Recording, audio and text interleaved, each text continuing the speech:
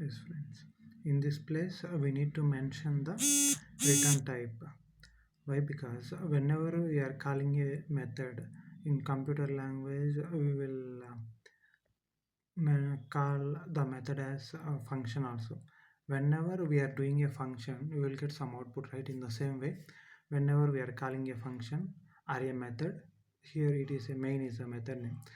While calling a method, we will get some output.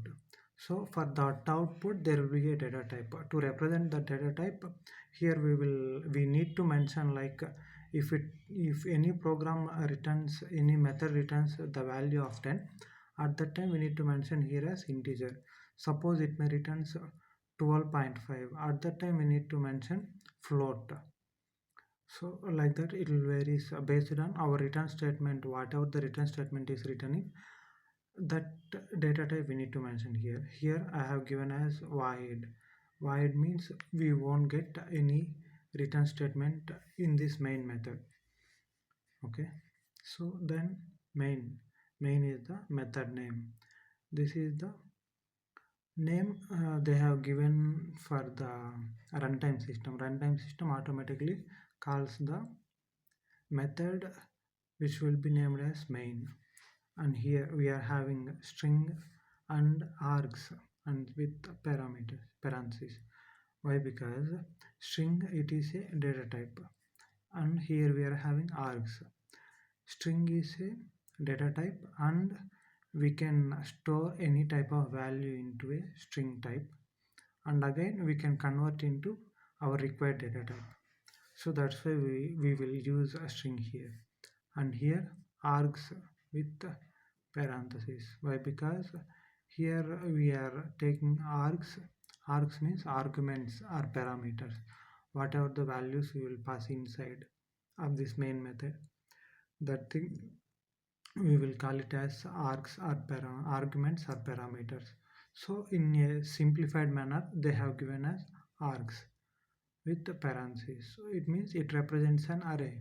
We can take multiple data types, multiple not data types, multiple values as input, and again we can convert into our required data type after taking into this method. So that's why we will write public static void main string args as a common procedure in every program. So then let us see some basic things.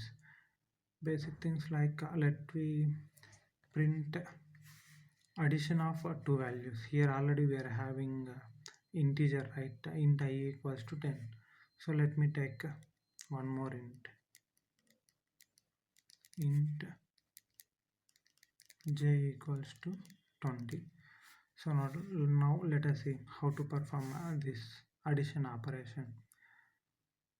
We need to take one more integer type. Why? Because the addition of 10 plus 20 it is 30. 30 is also a integer type, right? So integer is a data type, and sum it is a variable I am taking, equals to I plus j. So what is the value of I? It is 10.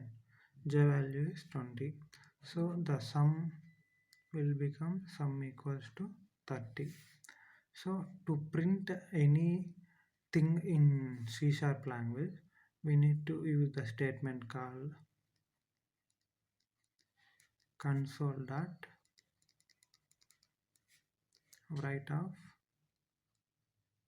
sum. Console dot write we will use to print something on the output screen.